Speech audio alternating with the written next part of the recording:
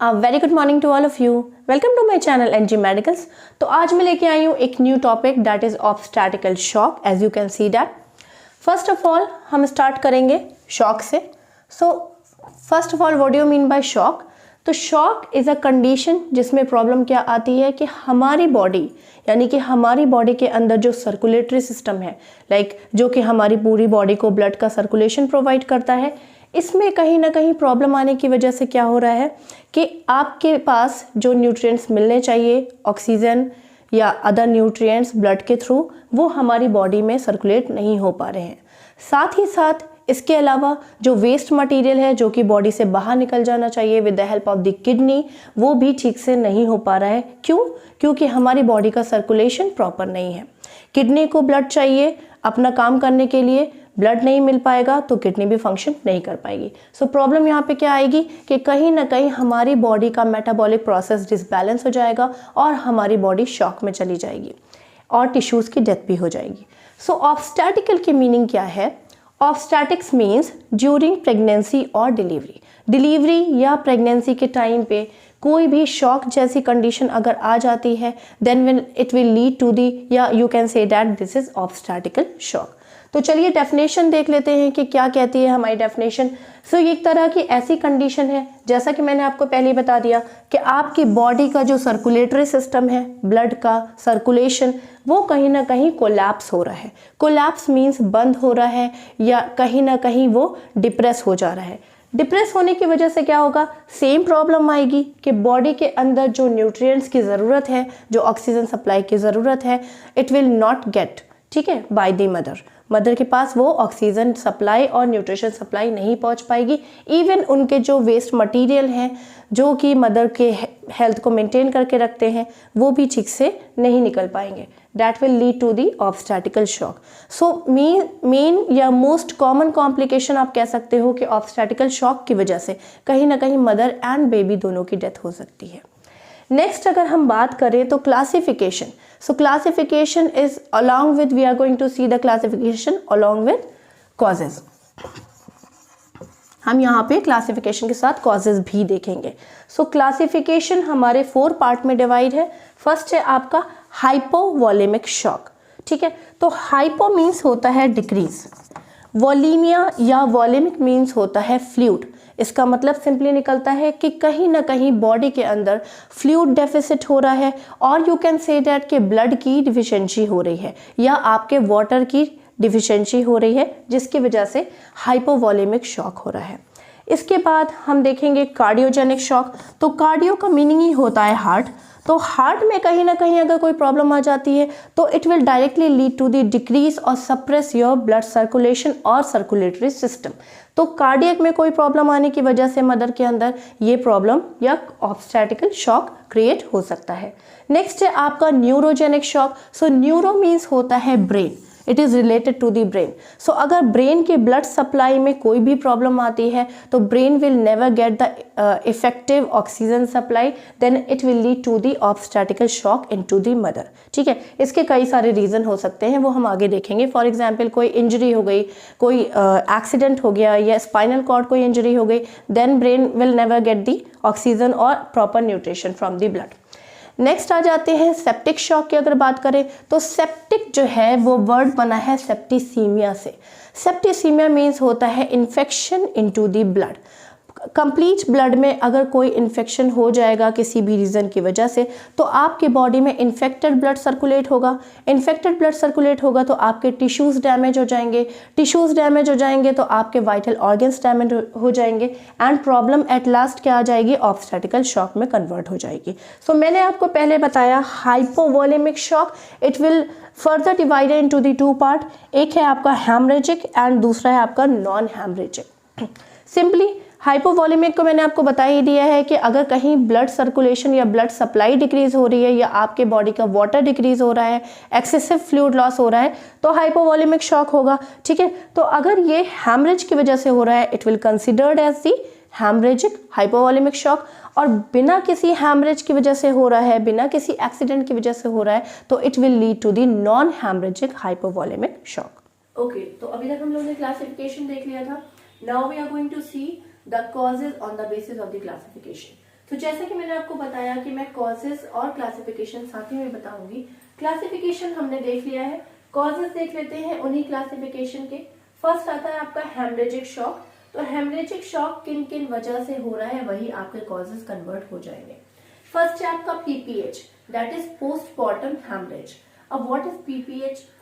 Postmortem haemorrhage एक ऐसी condition है जो कि बेबी के डिलीवरी के बाद और प्लासेंटा से पहले स्टार्ट हो सकता है या प्लासेंटा के डिलीवरी के बाद भी हो सकता है। ठीक है, तो इसमें हो क्या रहा है, किसी भी रीजन से कंटिन्यूअस ब्लीडिंग चलती रहेगी, कंटिन्यूअस ब्लीडिंग निकलती रहेगी from the uterus to the vagina and out of the vagina. ठीक है, तो ये ब्लीडिंग जब तक हम प्रॉपर मैनेजमेंट पीपीएच का नहीं करते हैं ये ब्लीडिंग कंटिन्यूअस रहेगी और ये एक तरह का हेमरेजिक शॉक कर सकती है।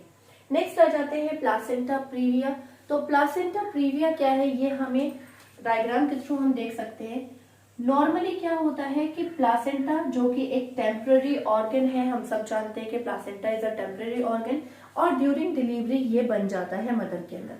मेनली फंक्शन क्या है प्लासेंटा का कि बेबी और मदर को कनेक्ट करके रखता है। From the mother to the baby ये मोस्ट इंपॉर्टेंट न्यूट्रिएंट्स और जो भी नीडेड चीजें होती हैं बेबी की ग्रोथ एंड डेवलपमेंट के लिए वो ट्रांसफर करता है, और अननेसेसरी गैसेस और अननेसेसरी चीजों को बेबी से मदर के सर्कुलेशन में ट्रांसफर करके आउट करवा देता है। ठीक है, नॉर्मली अगर देखा जाए तो प्लासेंटा कहाँ पे होना चाहिए, यूट्रस के अंदर। ऑब्वियसली कहाँ पे होना चाहिए,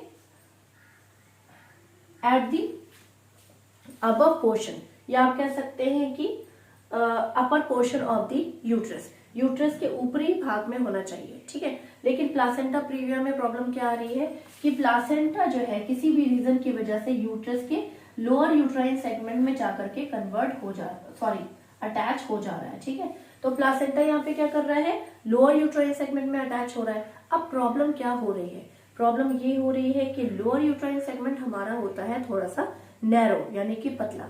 पतले होने की वजह से जैसे जैसे बेबी के ग्रोथ एंड डेवलपमेंट बढ़ेगी और जैसे जैसे प्लासेंटा का साइज बढ़ेगा यहाँ पे सफिशिएंट स्पेस नहीं मिलेगा एंड यहाँ पे हैमरेज होने के चांसेस बढ़ जाएंगे। सिंपल सी चीज है, जब स्पेस कम है और प्लासेंटा का साइज कंटिन्यूअस बढ़ता चला जाएगा तो यहाँ पे हैमरेज होने के चांसेस बढ़ जाएंगे। That is placenta previa. Next है आपका एब्रप्शियो प्लासेंटा या प्लासेंटा एब्रप्शियो।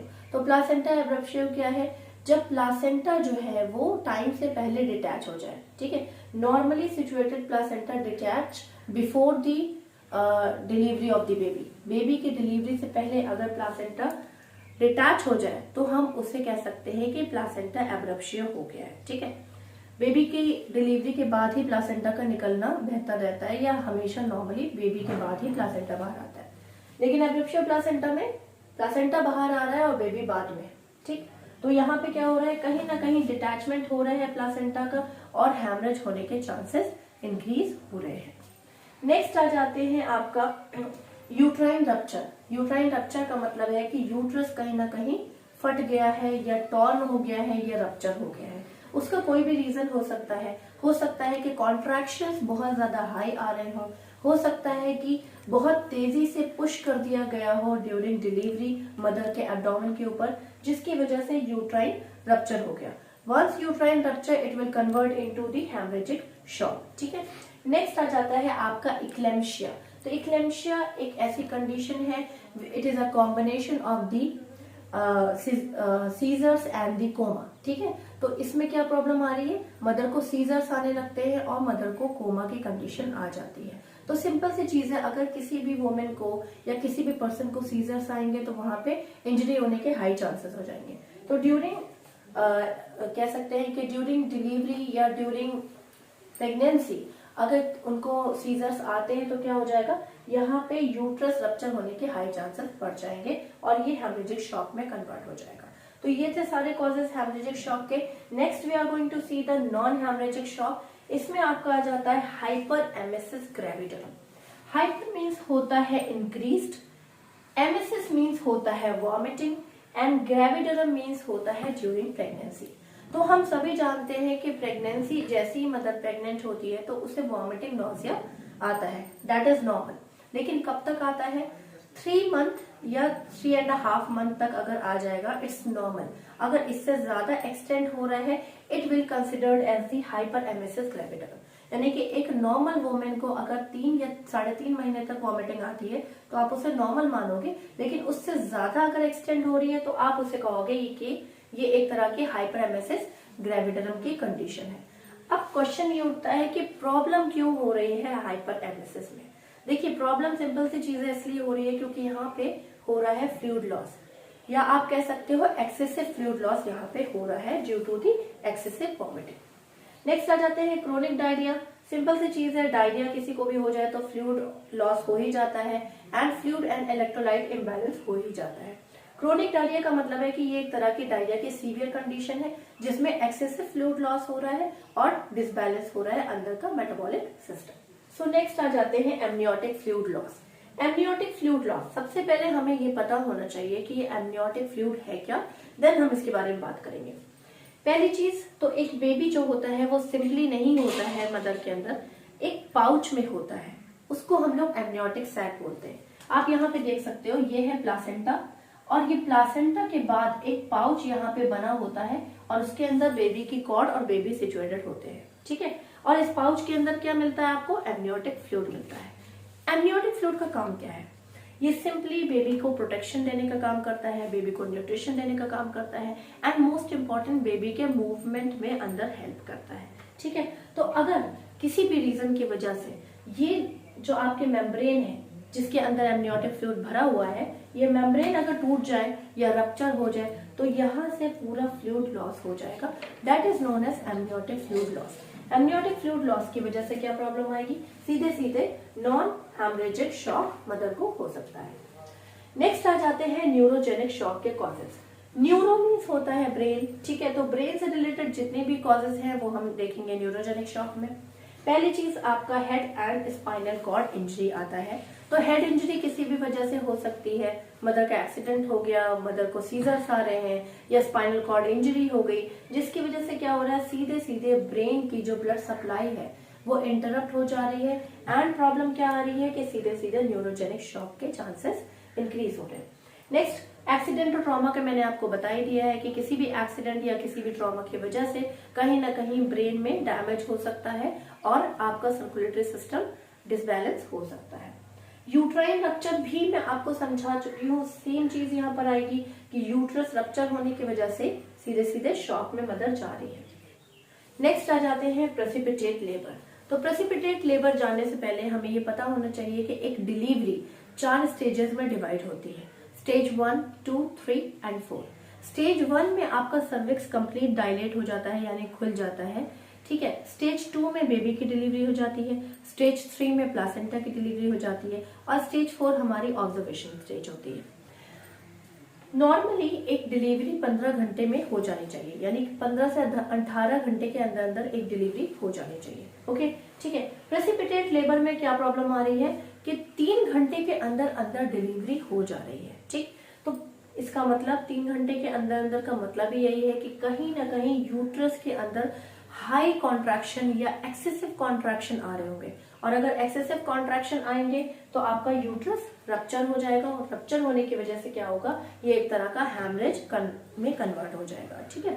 अब ये न्यूरोजेनिक के अंदर में मैं क्यों पढ़ा रही हूँ, क्योंकि यूट्रस के अंदर जो कॉन्ट्रैक्शन आते हैं वो मेनली ऑक्सीटोसिन हार्मोन की वजह से आते हैं और ऑक्सीटोसिन हार्मोन आपका ब्रेन की पोस्टीरियर पिट्यूटरी ग्लैंड से निकलता है, ठीक है। ये एक तरह की ग्लैंड है जो कि आपके ब्रेन में देखने को मिलती है, ठीक। ये एक तरह की ग्लैंड है जो कि आपके ब्रेन के अंदर देखने को मिलती है। तो ये आपका न्यूरोजेनिक शॉक के अंदर आ जाता है। नेक्स्ट आ जाते हैं कार्डियोजेनिक शॉक। तो कार्डियक मीन्स होता है हार्ट। अगर मान लीजिए कार्डियक की किसी भी मसल में कोई ब्लड सप्लाई डिक्रीज हो गई तो आपका हार्ट ठीक से पंप नहीं कर पाएगा। हार्ट ठीक से पंप नहीं कर पाएगा तो आपका सर्कुलेटरी सिस्टम क्या हो जाएगा, रुक जाएगा या आपका सर्कुलेटरी सिस्टम सप्रेस हो जाएगा। एमआई का फुल फॉर्म है मायोकार्डियल इन्फार्क्शन। मायोकार्डियम आपकी हार्ट की मिडिल लेयर होती है, राइट, ठीक है। आपके हार्ट की 3 लेयर होती है, जो मिडिल लेयर है वो है आपकी मायोकार्डियम। यही आपके हार्ट को कॉन्ट्रैक्ट यानी कि धड़कने का काम करवाती है, ठीक है। तो अगर इस लेयर में अगर ब्लड सप्लाई या ऑक्सीजन सप्लाई डिक्रीज हो गई तो आपका हार्ट पंप नहीं कर पाएगा, इसी को हम लोग मायोकार्डियल इन्फार्क्शन बोलते हैं। नेक्स्ट आ जाता है सीधे सीधे हार्ट फेलियर। अगर हार्ट पूरी तरह से फेल हो जाएगा तो भी आपका सर्कुलेटरी सिस्टम एकदम स्टॉप हो जाएगा और कहीं ना कहीं आपको कार्डियोजेनिक शॉक हो जाएगा। लास्ट आ जाते हैं that is your septic shock. Septic shock, septic आपने सुना ही होगा, septic is related to the infection और you can say that septicaemia. Septic shock क्यों हो सकता है? क्योंकि अगर मदर को किसी भी रीजन की वजह से या प्रोलॉन्ग किसी कह सकते हो इन्फेक्शन की वजह से ब्लड में इन्फेक्शन हो जाता है, blood infection can convert into the septicaemia यानी कि whole body infection. Once she get the whole body infection, what will happen? The septic shock will occur.